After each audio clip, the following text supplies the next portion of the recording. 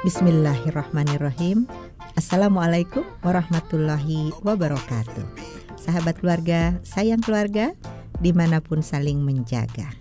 Kita berjumpa kembali dengan podcast Saga kesayangan para keluarga. Yang kali ini saya akan membawakan tema berkaitan dengan lansia. Ada apa dengan lansia? Nah, kali ini yuk kita nanti berbincang-bincang terkait bagaimana orang tua sebagai lansia bisa membuat keputusan yang tepat dan pada saat yang tepat pula untuk buah hati tercinta dan juga untuk kelangsungan hidup lansia itu sendiri serta lingkungan di sekitarnya tentunya. Nah, sahabat keluarga, sebelum kita berbincang-bincang lebih lanjut lagi, mari yuk kita kenali bagaimana cara bekerja otak, kemampuan otak manusia yang telah berusia 60 tahun atau lebih berikut ini. Ada sebuah pendapat berbeda yang disampaikan oleh Direktur Fakultas Kedokteran Universitas George Washington bahwa otak orang tua jauh lebih plastis ketimbang yang diyakini selama ini. Pada orang tua, interaksi belahan otak kanan dan kiri menjadi harmonis yang memungkinkan mereka menjadi lebih kreatif. Sebuah penelitian besar di Amerika Serikat menemukan bahwa rentang usia paling produktif seseorang adalah 60 hingga 70 tahun. Tahap paling produktif kedua pada manusia adalah usia 70 hingga 80 tahun. Tahap paling produktif ketiga berada pada kisaran 50 hingga 60 tahun. Artinya, sebelum usia 50 tahun, seseorang belum mencapai puncaknya. Usia rata-rata penerima hadiah Nobel adalah 62 tahun. Usia rata-rata presiden dari 100 perusahaan terbesar di dunia adalah 63 tahun.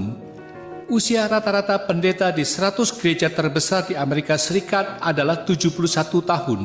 Usia rata-rata ayah adalah 76 tahun. Ini menegaskan bahwa tahun-tahun terbaik dan paling produktif seseorang berada pada rentang 60 hingga 80 tahun. Hal itu sejalan dengan penelitian yang diterbitkan oleh tim dokter dan psikolog di New England Journal of Medicine. Mereka menemukan bahwa pada usia 60 tahun, Anda mencapai puncak potensi emosional maupun mental Anda. Dan ini berlanjut hingga Anda berusia 80 tahun. Oleh karena itu, jika Anda berusia 60, 70, atau 80 tahun, Anda berada pada level terbaik dalam hidup Anda. Berbanggalah.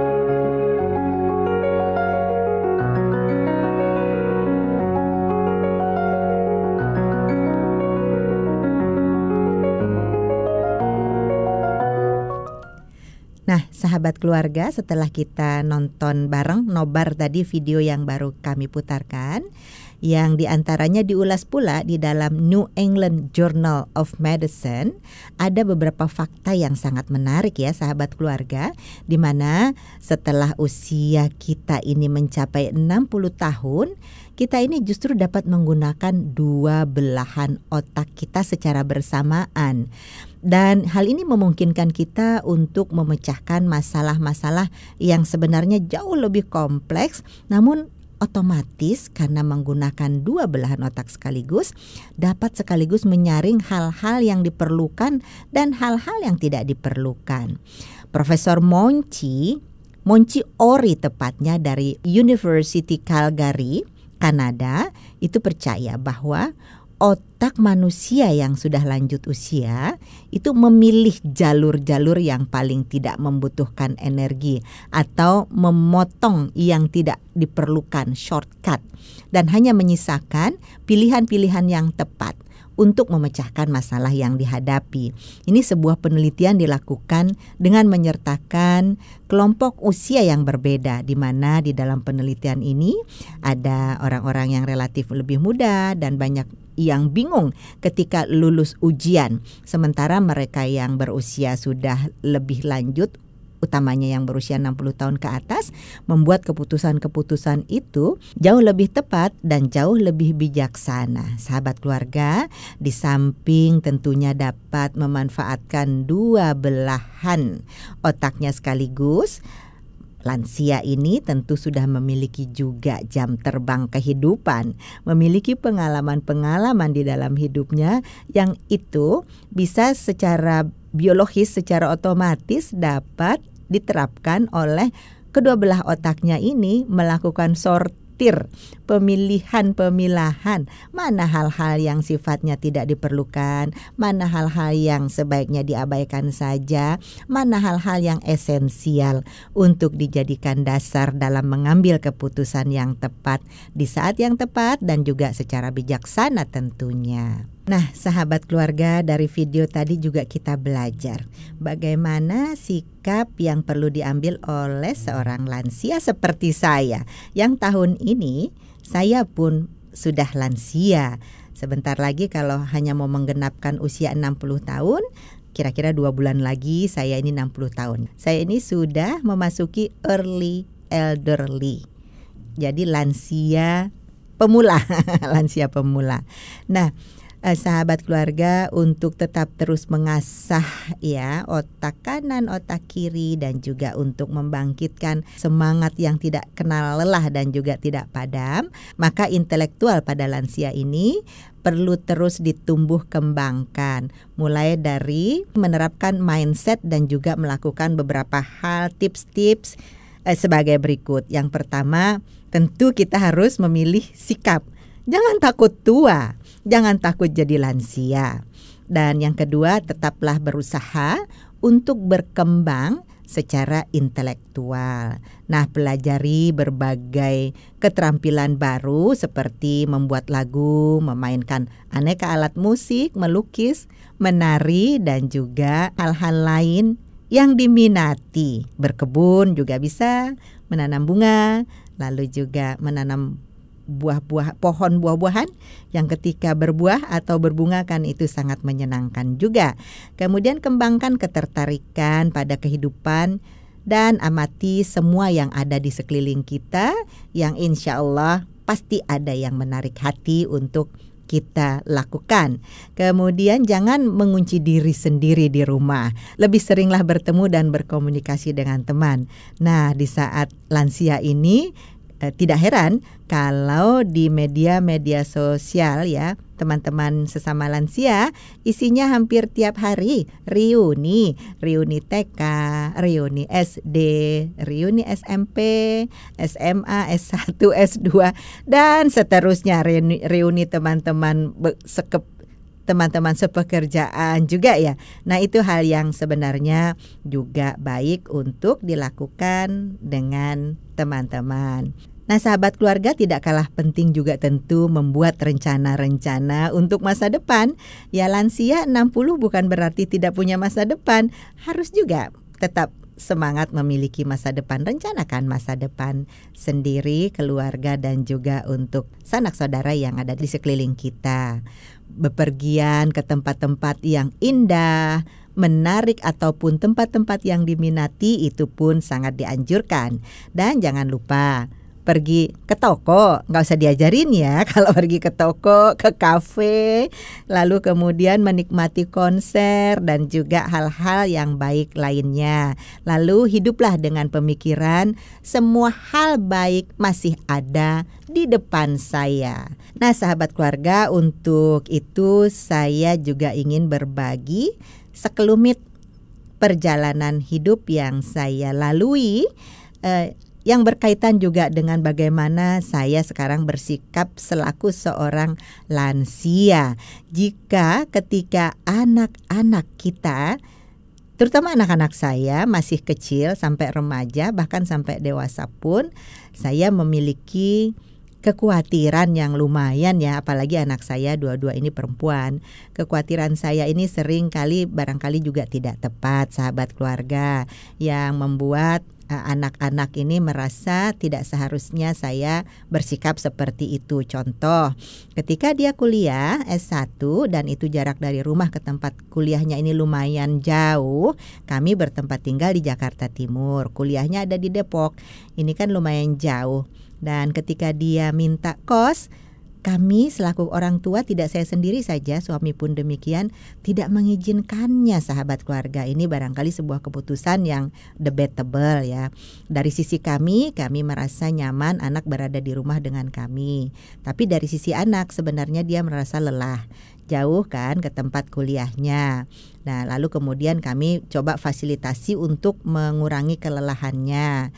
Dan ketika tiba saatnya di mana anak saya sudah tidak bisa dihindarkan lagi harus kos, dan itu juga membuat saya berpikir, dan memang saatnya sudah anak saya ini kos, dan gak tanggung-tanggung. Pengalaman kos pertama ini sangat amat jauh dari rumah, yakni di luar negeri.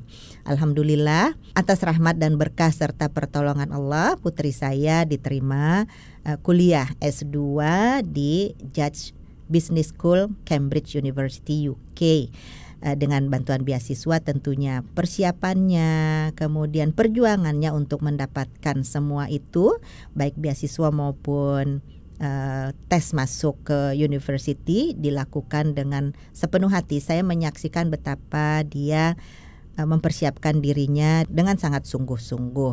Nah, sahabat keluarga, apa yang ingin saya ceritakan ini adalah mengantarkan keberangkatan putri saya untuk melanjutkan kuliah ke luar negeri dan juga harus kos pertama kali dari rumah ini sungguh juga merupakan tantangan buat saya dan keluarga kami.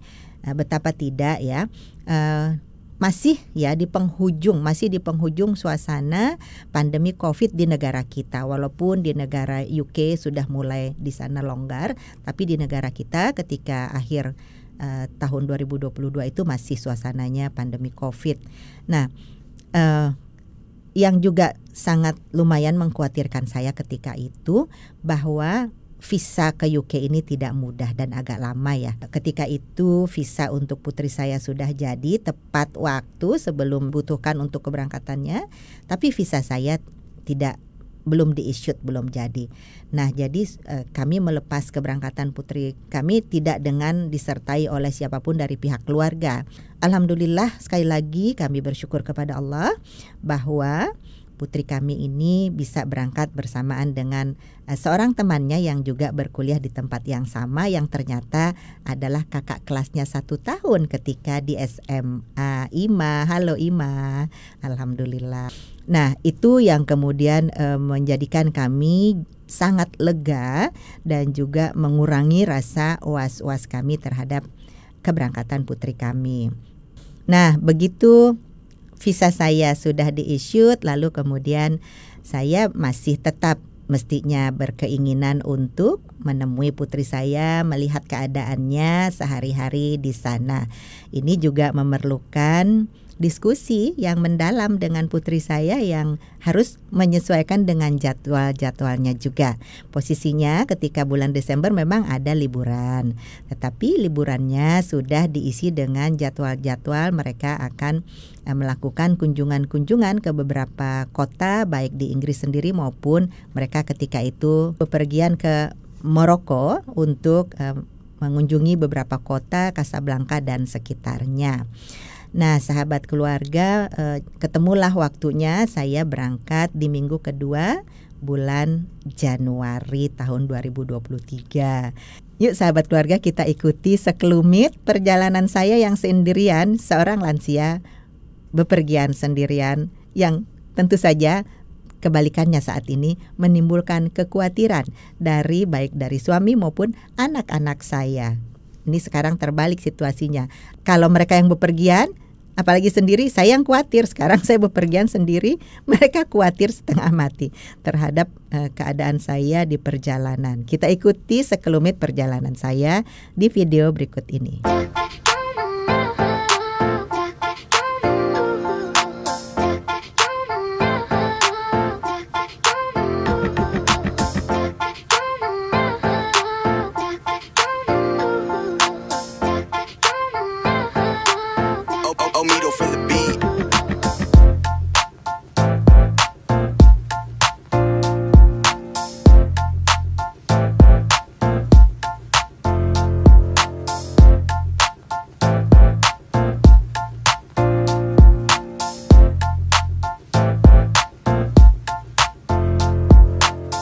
Nah, sahabat keluarga, walaupun bepergian sendiri ya, ternyata dengan persiapan yang matang, dengan kita recheck seluruh dokumen yang dibutuhkan, insya Allah seorang lansia bisa baik-baik saja. Jadi perjalanan saya tadi kita bisa lihat dari Jakarta, karena saya naik Airlines Emirates, stopovernya itu di Dubai. Dan apa yang diperlukan ketika kita stop over lebih dari 12 jam, tentu kita perlu visa on arrival. Nah, jangan lupa sahabat keluarga, pastikan bahwa dokumen-dokumen kita itu lengkap dan sudah selesai sebelum kita tiba di tempat. Yang dibutuhkan ketika bepergian tentu pastikan paspornya sudah ada, visa yang masih valid, kemudian juga tiketnya ini sudah check-in sebelum kita sampai ke bandara. Kan check-in online sekarang juga dimudahkan, sehingga ketika kita di bandara semuanya sudah ada tempat duduknya, kita tinggal memasukkan bagasi dan kita masuk keberangkatan ke pesawat sesuai dengan announcement atau pengumuman yang ada. Nah, ketika di pesawat ya lakukan juga hal-hal yang menyenangkan, bisa kita nonton misalnya ya, juga bisa zikir, juga bisa berdoa dan apa saja yang menyenangkan dan juga menenteramkan hati kita. Tiba di tempat tujuan di mana kita transit, pastikan bahwa sebelum kita tiba tadi, mulai dari Jakarta kita sudah urus visa on arrival-nya. Dalam kasus saya, karena saya lebih dari 12 jam, saya perlu visa on arrival agar saya bisa keluar dari bandara. Saya 13 jam bahkan. Nah, kemudian visa on arrival sudah ada, kita bisa keluar dari bandara, dan saya waktu itu manfaatkan waktu untuk menginap. Lalu kemudian kembali lagi ke bandara. Dan kita bisa melihat juga kota Dubai yang luar biasa indahnya dan sangat maju pembangunannya, seperti tadi di video yang saya ambil sambil perjalanan sebenarnya, baik dari bandara ke hotel maupun dari hotel keesokan harinya ke bandara. Nah, demikian selanjutnya sebelum sampai bandara mau melanjutkan perjalanan, kita sudah pastikan kita sudah check-in. Kan check-innya bisa online tadi. Sudah ada tempat duduk, dan juga kita pastikan ketika kita datang ke tujuan. Waktu itu saya tujuannya ke Heathrow di London. Di sana kita akan naik apa ke tempat di mana tujuan akhir kita. Tentu saya dari Heathrow di London, saya akan menuju ke Cambridge, yang itu 1 jam 20 menit kalau naik mobil. Pastikan kendaraan yang akan kita tumpangi sudah tersedia dan sebagainya. Nah, inilah perjalanan seorang lansia, semuanya harus dengan well prepared. Semuanya sudah direncanakan, disediakan dengan baik. Itu yang bisa mengurangi juga stres kita selaku lansia yang bepergian sendiri, maupun anak-anak kita yang ternyata diam-diam luar biasa stressfulnya. Tidak kalah penting juga sahabat keluarga, jangan lupa kita nih harus sedia pulsa yang bisa roaming di berbagai negara. Nah, pastikan provider yang dipakai oleh sahabat keluarga ini yang paling hemat atau yang paling efisien. Kebetulan saya menggunakan provider tertentu yang ketika dibanding-bandingkan itu dengan provider lain, provider saya ini menyediakan paket yang sangat hemat sekali. Untuk 30 hari, berlaku 30 hari saja, bisa di negara Jazirah Arab, juga di Jazirah Eropa dan banyak negara lagi. Itu hanya 475.000, relatif murah dibanding dengan provider lainnya. Nah, nanti kenali sendiri provider apa ya, nanti Bapak Ibu itu tipsnya kita supaya bisa dapat harga yang efisien, murah. Setiap provider ini paketnya beda-beda. Nah, saya dapat paket yang sangat efisien waktu itu. Jadi maka ketika saya sampai di Dubai, saya sudah bisa langsung berkomunikasi dengan handphone saya.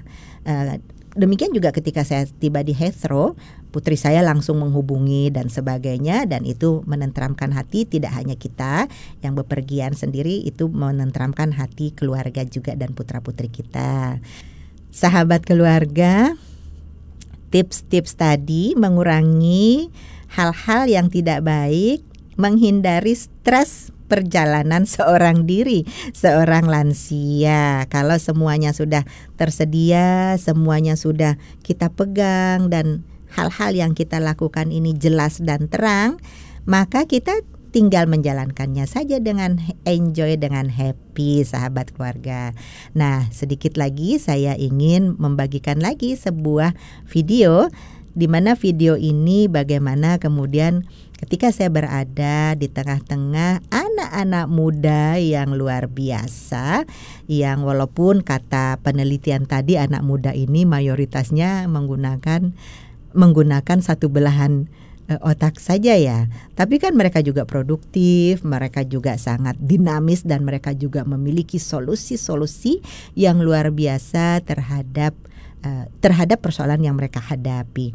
Nah, berikut ini saya akan bagikan bagaimana saya di sana bertemu dengan tidak saja putri saya tercinta, tapi juga dengan besti-bestinya yang berasal dari berbagai negara. Berikut ini videonya.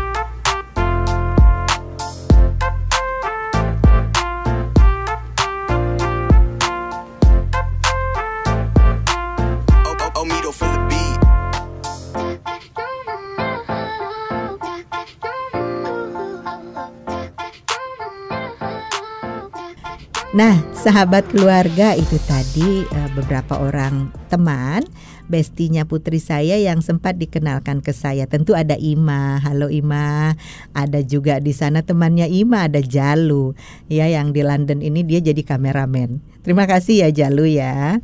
Kemudian ada juga ya berbagai sahabat-sahabatnya ini dari berbagai negara. Di sana ada Brandon, hi Brandon from the United States of America. Ada Cody, hi Cody. Ada Val, hi Val.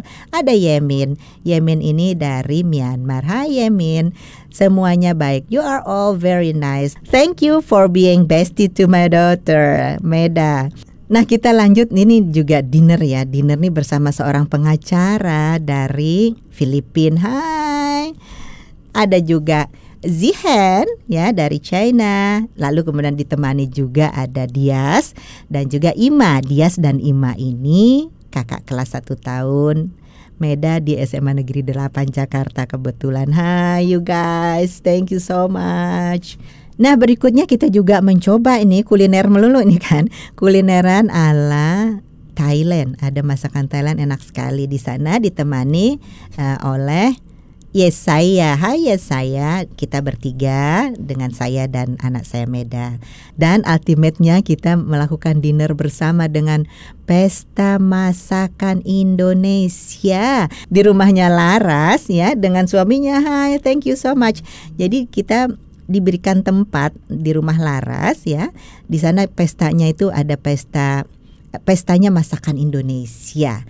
Ada empek-empek, ada rendang, ada dendeng, yang semuanya mengingatkan akan tanah air. Sampai tuh Laras nangis ya Laras waktu makan.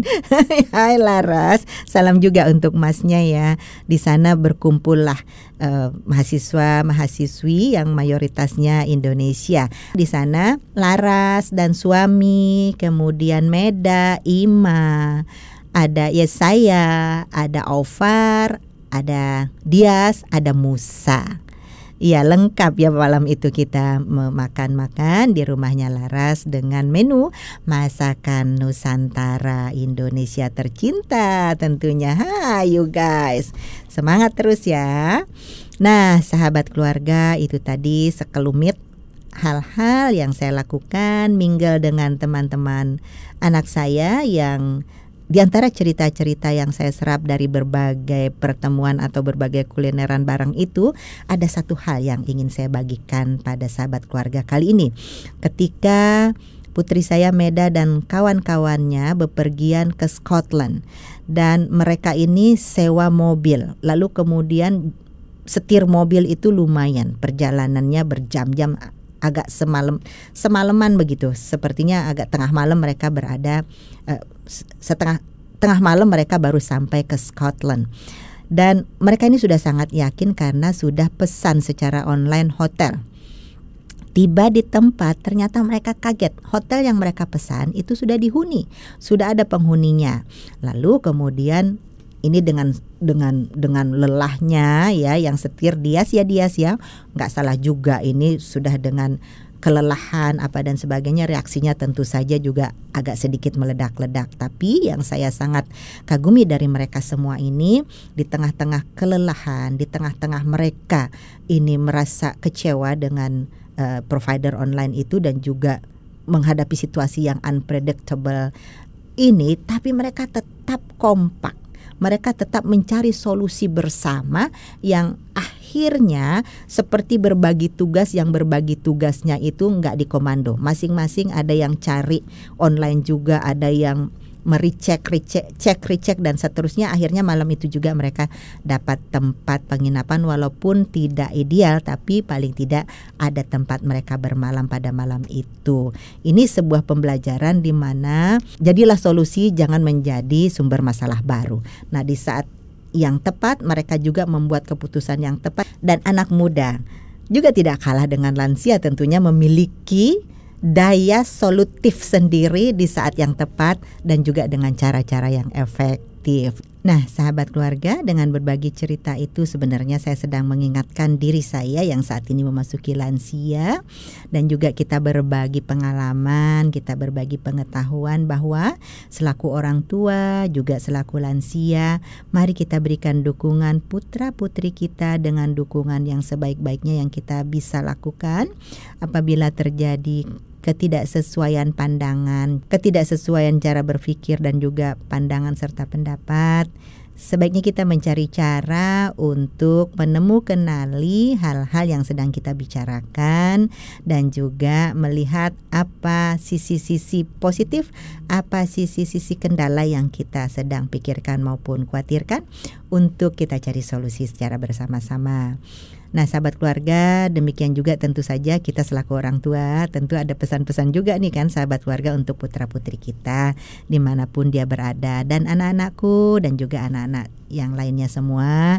Yuk sebagai anak muda teruslah bersemangat, kejarlah mimpimu, raihlah cita-citamu setinggi bintang di langit, gunakanlah cara-cara indah, cara-cara baik dalam meraihnya, dan lakukan hal-hal yang solutif dengan efektif. Dan selaku orang tua tentu dengan menyaksikan sendiri tumbuh kembang putra-putri saya merasa mensyukuri karunia nikmat Allah yang telah diberikan dilimpahkannya, sehingga putri-putri saya ini bertumbuh dan berkembang mudah-mudahan dengan kelimpahan kebarokahan dari Allah Subhanahu wa taala, sebagaimana sekelumit cerita yang tadi saya sampaikan. Di samping itu, untuk putra-putri tercinta, juga untuk putri-putri saya, mari kita tingkatkan terus nilai-nilai kebaikan yang sekarang sudah ada, yang sudah dititipkan Allah kepada kita.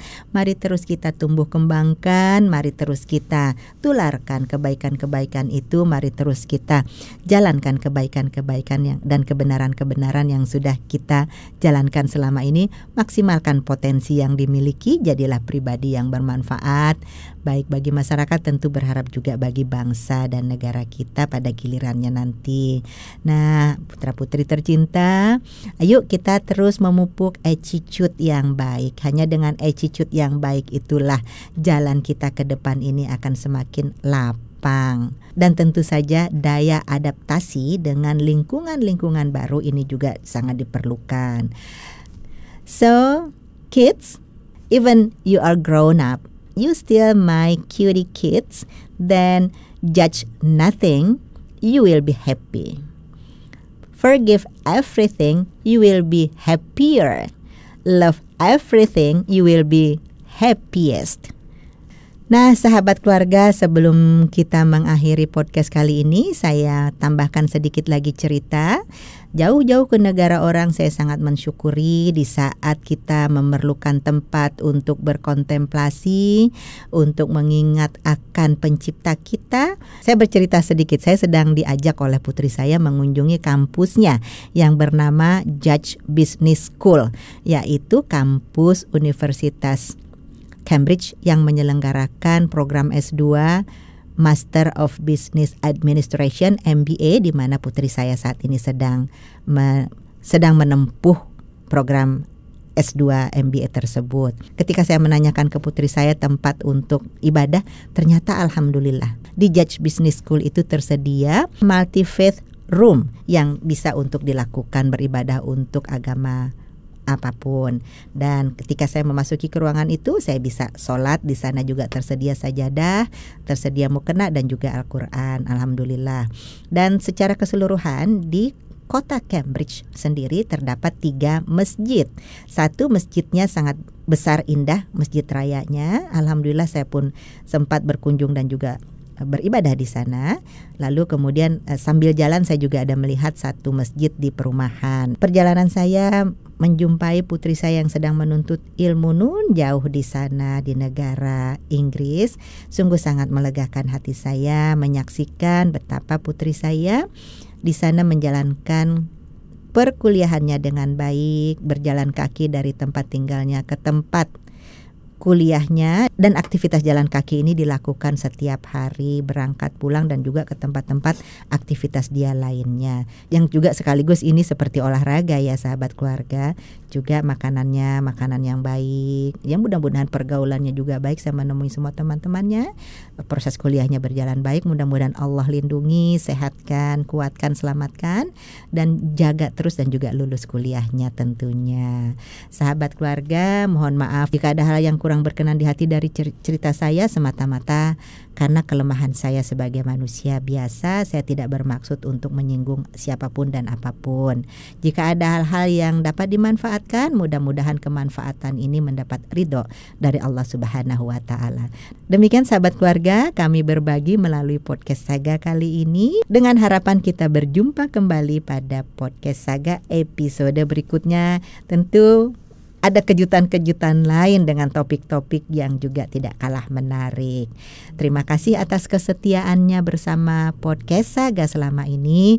Jangan lupa ya, ajak sahabat keluarga lainnya untuk like, untuk subscribe juga, dan juga komen, share sebanyak-banyaknya. Sekali lagi terima kasih, sampai jumpa. Assalamualaikum.